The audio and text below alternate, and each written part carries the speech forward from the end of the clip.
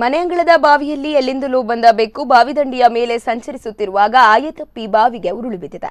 ಮನೆ ಮಂದಿಯಿಂದ ಬೆಕ್ಕಿನ ರಕ್ಷಣೆಗೆ ಮೇಲಿಂದ ಹಲವು ಪ್ರಯತ್ನಗಳು ನಡೆದವು. ಆದರೆ ಬೆಕ್ಕು ಪೊಟರಿಯೊಳಗೆ ಸೇರಿಕೊಂಡಿತ್ತು. ಲಾಕ್ಡೌನ್ ಸಮಯವಾದ್ದರಿಂದ ಬಾವಿ ಇಳಿಯುವ ಕಾರ್ಮಿಕರು ಸಿಗದಿರುವ ಕಾರಣ ಮನೆ ಮಂದಿ ಅಸಹಾಯಕರಾದರು. ಒಂದು ವಾರದಿಂದ ಬೆಕ್ಕಿಗೆ ಬುಟ್ಟಿ ಇಳಿಸಿ ಆಹಾರ ಒದಗಿಸುತ್ತಿದ್ರು. ಬೆಕ್ಕು ಹೊಟ್ಟೆ ತುಂಬಾ ಆಹಾರ ಸೇವಿಸಿ ಪೊಟರೆ ಒಳಗೆ ಮೊಕ್ಕಾಂ ಹೂಡಿತ್ತು. ಶುಕ್ರವಾರ ತಡರಾತ್ರಿಯಿಂದ ಧಾರಾಕಾರವಾಗಿ ಸುರಿದ ಮಳೆಗೆ ಬಾವಿಯಲ್ಲಿ ನೀರು ಮೇಲೇರಿತ್ತು. ಪೊಟರೆ ಒಳಗೆ ನೀರು ಹೊಕ್ಕಿ ಮನೆ ಮಾಲೀಕರು ತಕ್ಷಣ ನಾಗರಿಕ ಸಮಿತಿಯ ಸಂಚಾಲಕ ನಿತ್ಯಾನಂದ ಒಳಕಾಡು ಅವರಿಗೆ ಕರೆ ಮಾಡಿ ಪರಿಸ್ಥಿತಿ ವಿವರಿಸಿದ್ರು. ತಕ್ಷಣ ಘಟನಾ ಸ್ಥಳಕ್ಕೆ ಬಂದ ನಿತ್ಯಾನಂದ ಅವರು ಸುರಿಯುವ ಮಳೆಯಲ್ಲಿ ಅಲೆಯೂರು ಚಪಾತಿ ನಗರದ ಈಜುಪಟುಗಳಾದ ಕೃಷ್ಣ ಪವನ್ ಅವರ ಸಹಾಯದಿಂದ ಬೆಕ್ಕನ್ನು ರಕ್ಷಿಸಿದ್ದಾರೆ.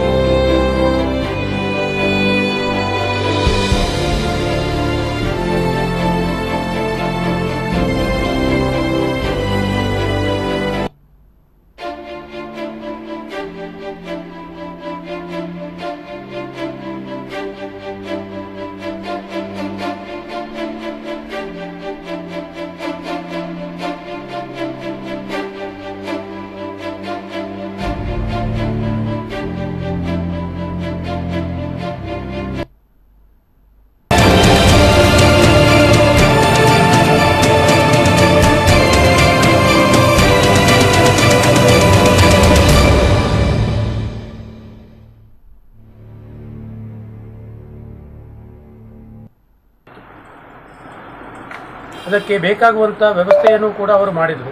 ಆದರೆ ಅದು ಆ ಬಾವಿಯಲ್ಲಿರುವ ಗುಡೆಯೊಳಗೆ ನುಗ್ಗಿ ಅದನ್ನು ತೆಗೆಯದಂಥ ಪರಿಸ್ಥಿತಿಯಲ್ಲಿ ಇತ್ತು. ಈ ಸಂದರ್ಭದಲ್ಲಿ ಅವರು ನಮ್ಮ ಸಮಿತಿಗೆ ಮನವಿ ಮಾಡಿದರು. ಸರ್, ಹೀಗೆ ಒಂದು ಬೆಕ್ಕು ಬಾವಿಗೆ ಬಿದ್ದಿದೆ, ಅದನ್ನೇನಾದರೂ ಮಾಡಿ ತೆಗೆಸಬೇಕು ಅಂತ ಹೇಳಿದರು.